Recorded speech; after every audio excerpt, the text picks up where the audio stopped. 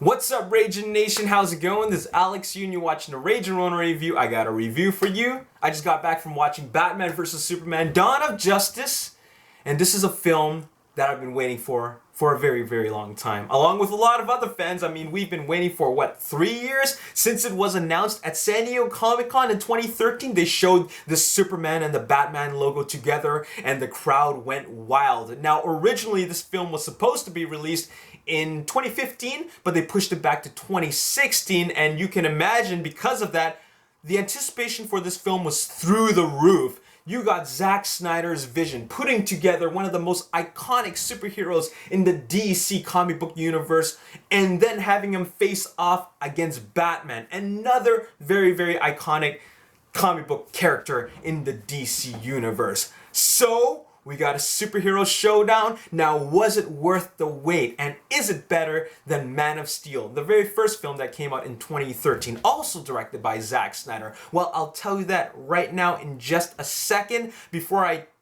do my review, I will let you know it's spoiler free, no spoilers. I'm not going to talk about any really, really specific stuff, but I will tell you that I went in with little to no expectations. I watched the first 2 trailers. I didn't watch any marketing after that. Sure, I read a couple of headlines for the reviews. I even saw the score at Rotten Tomatoes, 33%, but I didn't read any spoilerific material, and I also did not read any reviews. So I went in with low expectations. Now, here's my review, and I'm just going to get down to the real deal here. I'm going to be completely honest with you guys, and we're going to start off with the good things about this film. So, the good things about this film: Ben Affleck. He was awesome. Excellent as Bruce Wayne / Batman. When he's Bruce Wayne, puts on a great performance, especially when you can see that this is a different type of Bruce Wayne. This is a Bruce Wayne that we haven't seen before, because you can see that through his performance. He has been through a lot. He has seen a lot. He's a hardened vigilante. And he's got this strong anger towards Superman and all the other things that, or all the other criminal elements that he's dealt with. And as Batman, what an awesome portrayal of Batman. Better than Christian Bale in his Dark Knight trilogy. No disrespect to Christian Bale. As a matter of fact, Dark Knight trilogy was awesome. One of the best trilogies of all time. But the way that Ben Affleck portrayed Batman, I gotta say, I want to see more of this Batman. I think Ben Affleck was perfect for the job. I was, a little bit nervous about it, but he did good. And he said it in a quote that he did the best he could.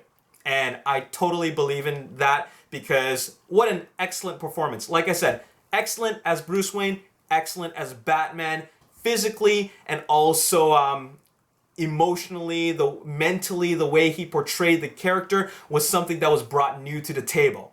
Another thing that I thought was excellent about this film, well, maybe not excellent, but definitely a good thing, was Wonder Woman's introduction. That was cool. It was a bit of a tease at the beginning with, Diana Prince showing up here and there, and then when she shows up as Wonder Woman, that was awesome. And whenever you see Wonder Woman on screen, that is awesome.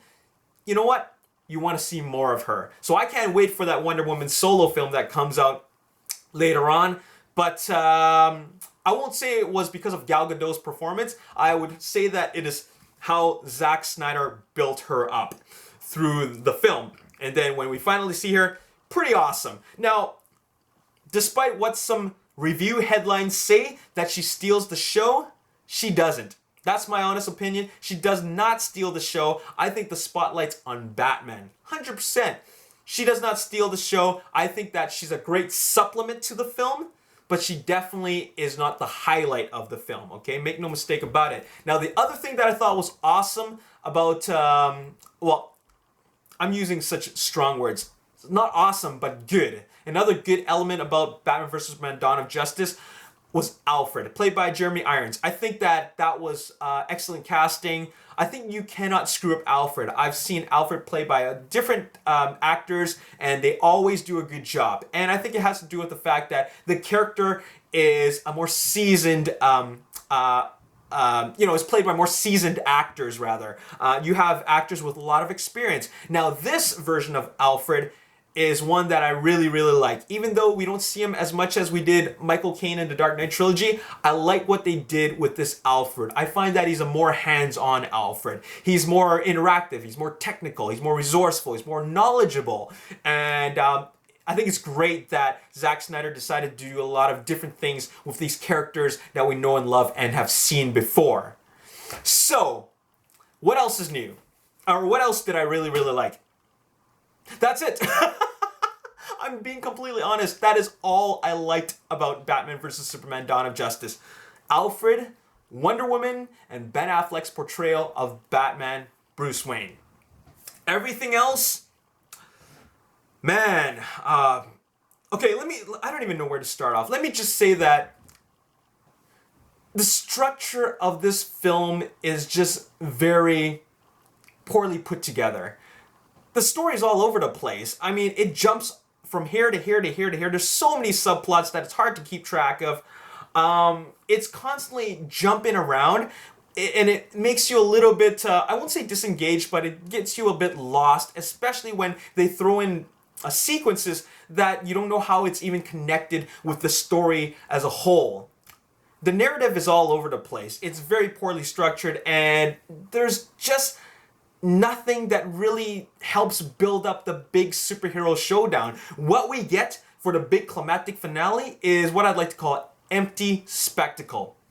A lot of spectacle, but I feel very empty inside. And the reason why is because there's no build up to it. It's not progressive like in Man of Steel. In Man of Steel, the story developed, the characters developed. There was this build up to this big, showdown, this big battle at the end.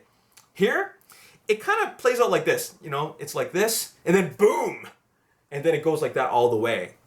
And because of that, I don't even know what the build-up is for, like if there's any build-up at all.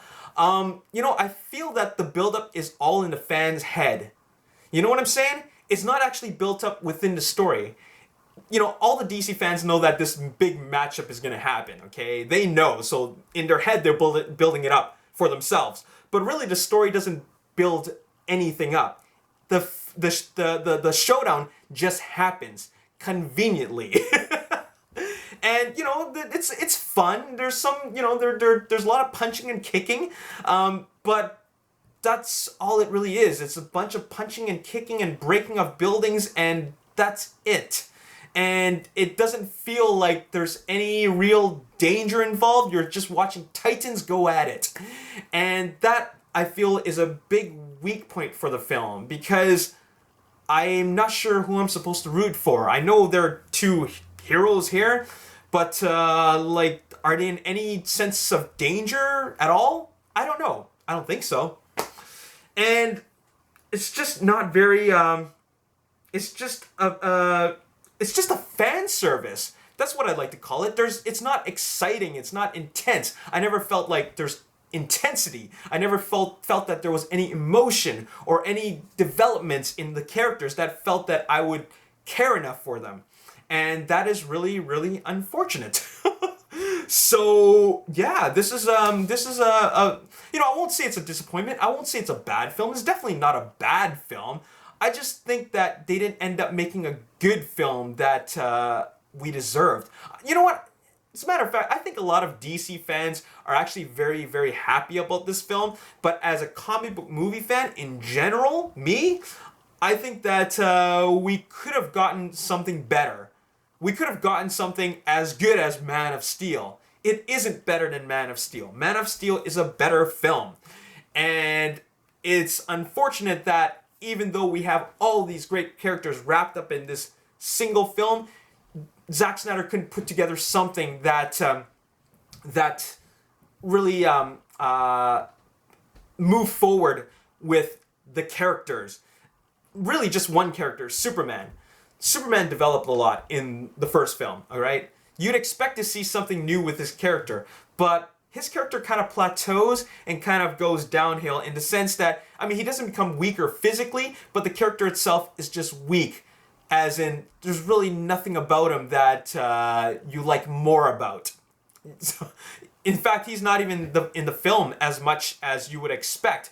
you would expect with a film that's titled Batman versus Superman, you'd see more of Superman, but it's really the first character that's mentioned, Batman. Batman is, I would say he's the main character in this film, and Superman is the supporting character. So it's a bit of a mess. It is truly a bit of a mess. And well, that's just my opinion. That is my honest opinion. Don't let my opinion sway you from watching this movie. Go check out the film for yourself and form your own opinion. But this is what I think about the film. I wouldn't call this film a Man of Steel sequel. It is definitely its own film or a prequel to Justice League. You know, that's what it should be really called, but it's definitely not a Superman film. It's definitely not a Batman film. It is something that Zack Snyder put together in a blender, okay? And there you have it. That's all I really have to say in this video. I'm going to give it a 5.5 out of 10. I gave Man of Steel a 7.5 out of 10. I'm going to give this a 5.5 out of 10. I saw it in IMAX 3D, and there's 5 IMAX sequences, and the 3D looks great in the IMAX sequences. Other than that, I don't think it's really necessary to watch it in IMAX or in a premium screening. Just go check it out. I think it's a film that should be seen on the big screen, but if you're looking for something that's better than Man of Steel, in my honest opinion, I don't think it is. So 5.5 out of 10, and I'm definitely looking forward to Suicide Squad and Wonder Woman because I think those two films are going to be better, or rather the strongest films in the DC Extended Universe, as far as I believe. So there you have it. That's all I gotta say in this video, and that was my honest opinion. As always, if you enjoyed this review, hit the like button, subscribe to the YouTube channel, like me on Facebook, The Ragin Nation, also follow me on Twitter at Ragin Nation. My name is Alex. Thanks for watching. I'll see you next time. Peace.